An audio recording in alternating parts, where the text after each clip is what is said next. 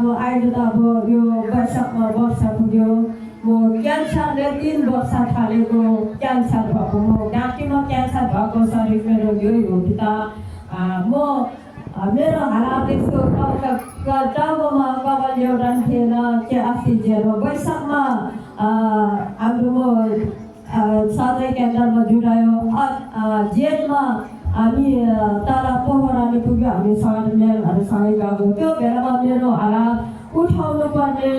भुइँमा राख्नुपर्ने खाना खानु नहुन्थ्यो शरीरमा थाहा हुनुहुन्छ है मेरो कपाल थिएन त्यो बेलामा यस्तो नाङ्गै थियो कस्तो हालत थियो मेरो तर अहिले कपाल पढायो परमेश्वरलाई धेरै धेरै धन्यवाद मेरो हालत कस्तो अहिले म परमेश्वरमा जुटायो मेरो हालत अहिले म छम नाच्छु गाउँछु म खान्छु होइन म यतिसम्म बनायो तर हामी विश्वास चाहिँ धेरै ठुलो विश्वास लिनुपर्छ मनमा आयो आउनु त मनमा गयो मलाई म के हो कसो मनमा त्यस्तो नभोग्नु म त क्यान्सरले 7वटा किमो चढाएको मान्छे मै हो 35 वटा सेकाइ बोकेको मान्छे त मै हो मेरो हालत त बन्नु दिन पनि सक्दैन रात पनि सक्दैन मेरो घरमा श्रीमानलाई त्यस्तै हालत थियो छाडा ढुक्ले ढुङ्डुङ ढल्थ्यो म क्यान्सरले थालेको उठाउनु पर्ने सुधार्नु पर्ने त्यो गाँठीको क्यान्सर गाँठीको क्यान्सरले गर्दा यो खान नहुने मकै खोलेर चिया चालुमा चालेर यो पानी पँधेलो पातलो पारेर त्यो घाँटीमा नजान्थ्यो मलाई डाक्टरले के भन्थ्यो तिमीलाई त त्यो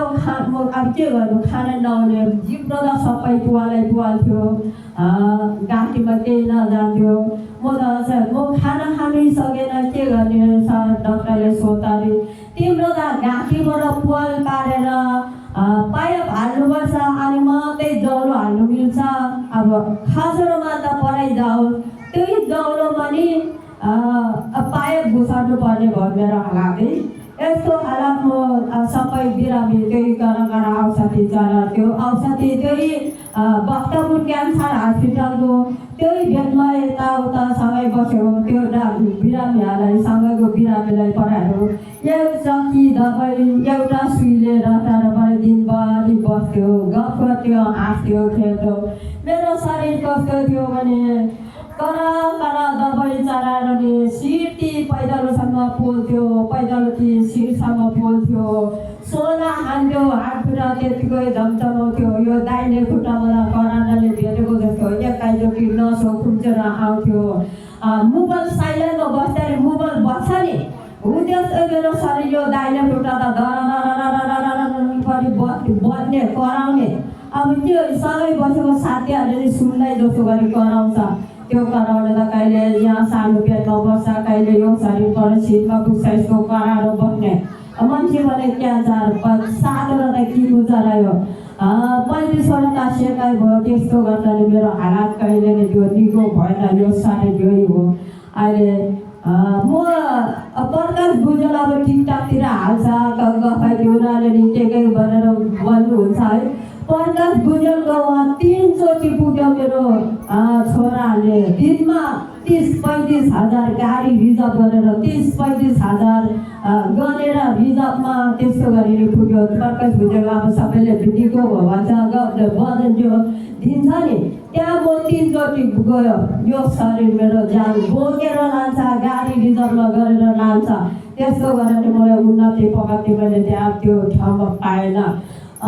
यो खाली गुम्बामा ठुलो लामाले पूजा गरेर त्यो व्यथा निगो हुन्छ अरे त्यहाँ गयो म त्यहाँ जाँदाखेरि 60-70 हजार एकै दिनमा पोखाएर आयो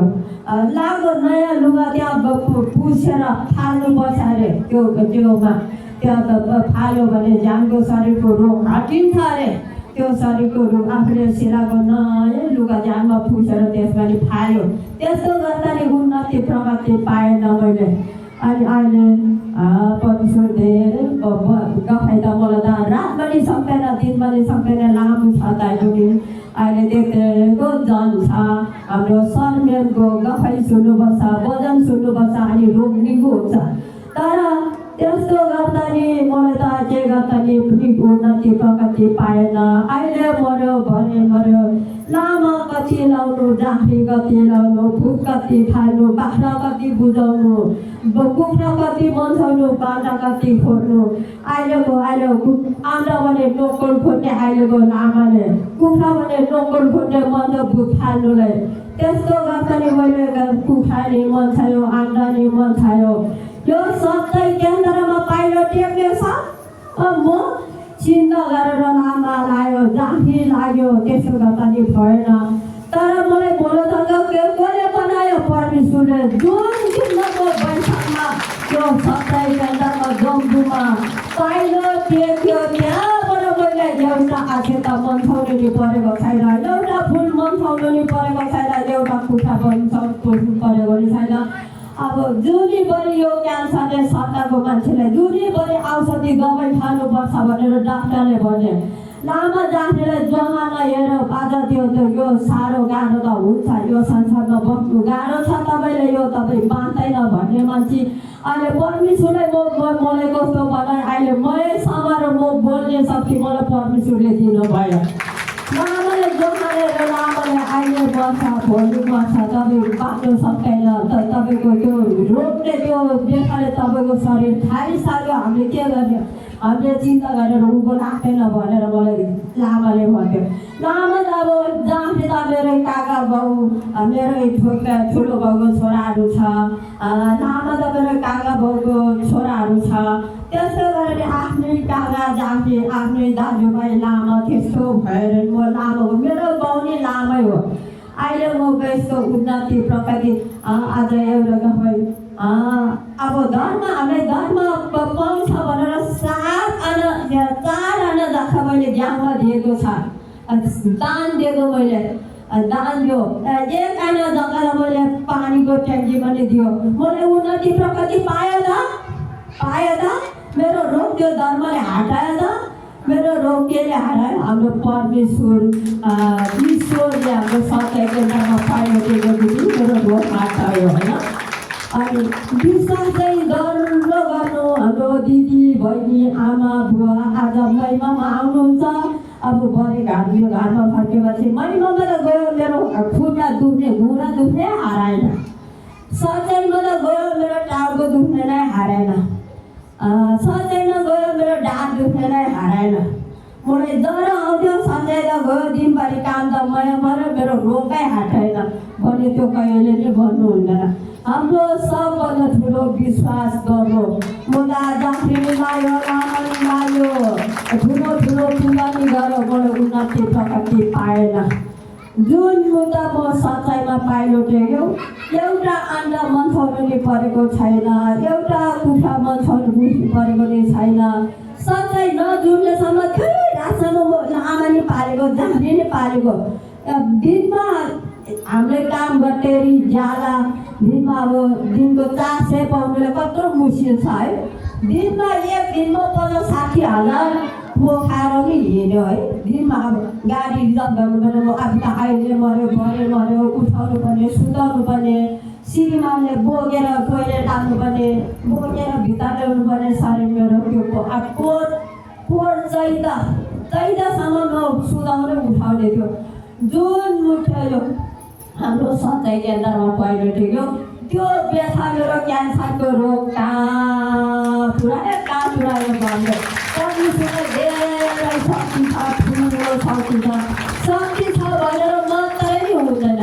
विश्वास हाम्रो गर्नु चाहिन्छ। विश्वास सबभन्दा ठुलो विश्वास। अहिले महिमा आयो, म रोग यस्तो छ, मलाई त जानु त गयो, सन्चै भएन। विश्वास लियो, आफ्नो संसारको देउता छोडेर गयो, संसारमा त गयो, मलाई रोगै दिएको होइन। संसारको भए त यति पुस्यो, मन्साउनु त हुन्थ्यो कि भुत फाल्नु त हुन्थ्यो, त्यस्तो गरेर त मलाई दिएको हुन्थ्यो। त्यो कहिले नि नसोच्नु होइन।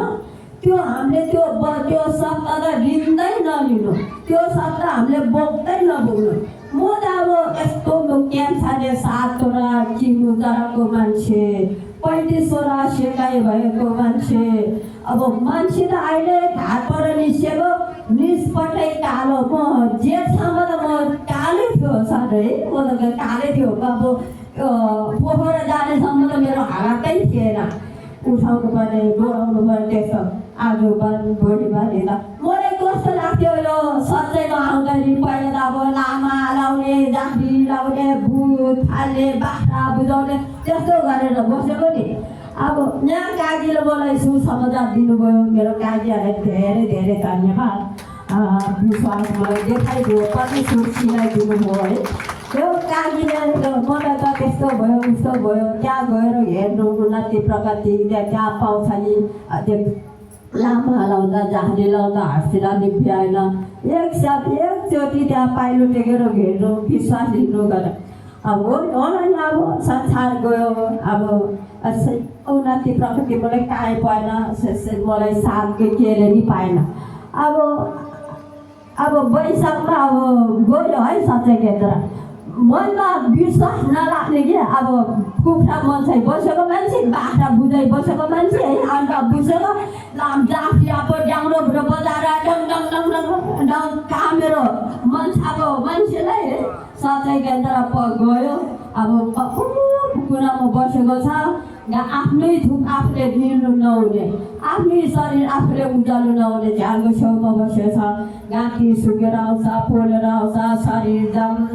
जम त्यो पाइजालो दिसीसम्म करन्डले भेट्छ जसको नसो एकैचोटि खुप्चेर आउँछ मोबाइलले बजेको छेउमा बस्ने साथीले सुन्न जस्तो दही बच्चा यस्तो हालतको शरीर छ यो हात खुट्टा हिँडाएर पोल्ने सुला दुख्ने खाना ढिलो मुटुमा छर्लङ झर्ने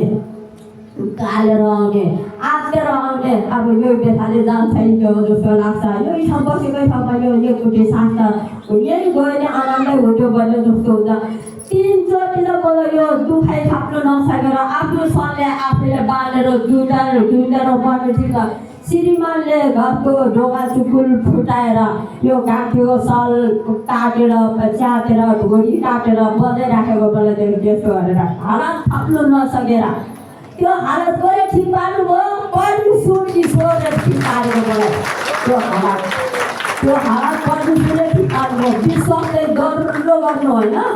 विश्वास राम्रो एकदम विश्वास बन्यो हो मान्छेले संसारले बसेको संसारको मान्छेले सच्चाइको त्यो घरमा मारेको त्यो कुन घरमा मलाई छ मेरो घरमा मेरै काकाको छोरा लामो छ दिनकै जिउको टर्नु यहाँ मेरो अघि नभएर त्यो सेतो सलाउने दिदीको दिदी नि सच्चै त्यो घुँडा दुखेर अब यत्रो बुढा हुने हिँड्नु नसक्ने सुगाउनु पर्ने उठाउनु पर्ने यस्तो हस्पिटल दबाई खाएर नि नसक्ने अनि मैले भाउजू मलाई त सधैँ केन्द्र गयो मलाई त त्यस्तै गरी ठिक भएको छ भाउजू नि गएर हेर्नु न ठिक हुन्छ यो कस्तो क्यान्सरको रोग त ठिक भयो भने त्यो बुढा दुख्ने केही होइन भाउजू जाउँ मसँग जाउँ फेरि दुईचोटि विश्वास गर भनेर त्यो भाउजूलाई ल्याएको त लो त्यो लामो त आइकन त मलाई दिनकै न्यु भन्ने त्यस्तो भयो तर संसारले घिन त गर्छ खिसी त गर्छ त्यसमा हामी मान्नुहुन्न विश्वास हाम्रो पुरा सबभन्दा ठुलो हाम्रो यीशु पुत्र हाम्रो परमेश्वर एउटा संसारमा जुन गरे अरू मन्दिर बन्छ के बन्छ ढुङ्गाको मूर्ति मान्छेले माटो मुसेर बनाएको मूर्तिलाई हामीले डोगेर उन्नति प्रगति पाउँछ भनेर हिँड्छ नि त्यसलाई उन्नति प्रगति कहिले पनि पाउँदैन सिर्फ हामीले एउटा हाम्रो परमेश्वर एउटा गलत विश्वास चाहिँ परमेश्वरलाई चिन्नैपर्छ परमेश्वर चिन्नुपर्छ हाम्रो परमेश्वर चिनेन विश्वास गरेन भने त्यो रोग हटिनु निगो नि हुनु त हाम्रो विश्वास चाहिँ पुरा दह्रो गर्नुपर्छ त्यस्तो गरेर मलाई त मर्छ भन्ने मान्छे मान्दैन भन्ने मान्छे यस्तो क्यान्सरले थालेको मान्छेले यस्तो अहिले माइक समाएर मलाई उन्नति प्रगति दिनुभयो परमेश्वरले है त्यस्तो गरेर लामा जाखेर भन्छ त्यो संसारको मान्छेहरूले भन्छ को धर्म मानेको त्यस्तो के गरे त्यो धर्मले तिमीले ठिक हुन्छ भोलि तिमीहरूको सद्गत कसले गर्छ भने घिन गर्नु नै आउँछ मलाई आएको हो तर म त हो मेरो त्यत्रो शरीर त तिमीले लामालाई जोहामा हेरो खानु त्यो जाफरी लायो तिमीहरूले मेरो रोग ठिक पार्नु सक्यो त मलाई रोग त मेरो परमेश्वरले ठिक पार्यो तिमीहरू कोही पनि नबोल भन्छु म त अहिले त तिमीहरूको धर्म के हो मेरो धर्म त अहिले मेरो धर्म मेरो विश्वास त मेरो परमेश्वरले त 5 मिनट भित्रमा यो त्यस्तो जस्तै रोग भयो भने 5 मिनट भित्रमा हटाइदिन्छ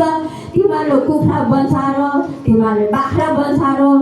कतिजना निगो पारेको तिमीहरूले निगो पारे पनि हप्ता पुऱ्याउनु पर्छ तिमीहरूले त्यो बन्साउनुलाई त्यो पनि विश्वास छ भने मेरो परमेश्वर प्रभु ईश्वरले त मलाई त 5 मिनटमा यो हरा त अहिले हटाइदिन्छ भनेर म आफै जित्छु अहिले त म आफै जित्छु तर हामी दिदी बहिनी आमा बुवा दाजु भाइ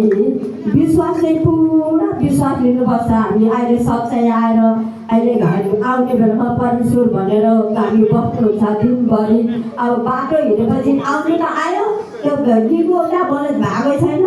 अब यति वर्ष भयो उति वर्ष भयो भनेर मैले कानले नि सुनेको छ है हाम्रो मभन्दा अगाडि सधैँ जुटाएको छ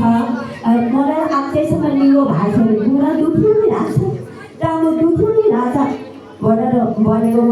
समाचार मैले सम्झा सुन्छ नि मेरो आफ्नै ढुङ्गामा त परमेश्वर मैले त ढुङ्गामा नि ढोग्यो माटोमा नि ढोग्यो मुढामा नि ढोग्यो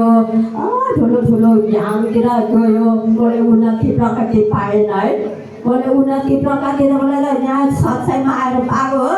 म त विश्वासमा त परमेश्वर मेरो त शिर टिपाउँछ कौटी शिरसम्म त परमेश्वरलाई सोपाइसक्यो यो हालत परमेश्वरको लागि त्यही होइन हट गरिसक्यो भन्छु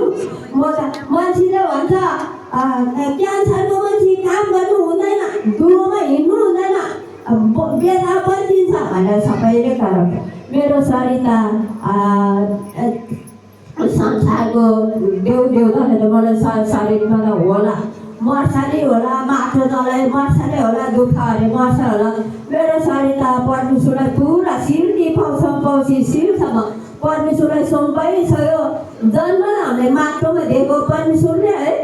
जन्मिनु त माटोमै जन्मेको हो म त हिँड्छु खान्छु मेरो शरीर त परमेश्वरले जिम्मा लगाइसक्यो मेरो व्यथा त केही होइन यो कस्तो क्यान्सर हो त परमेश्वरले मलाई हट गरिसक्यो म त चट भइसक्यो म त हिँड्छु भन्छु घाँस काट्छु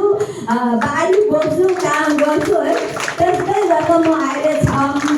नाच्ने भइसक्यो है गाउने भइसक्यो म त परमेश्वरको विश्वास चाहिँ पुरा अब म त भोजन त अब मेरो त गफै त धेरै छ है अब म मात्रै बटार हुँदैन समय छोटो छ है टाढो पुग्नुपर्छ सर्वे हाम्रो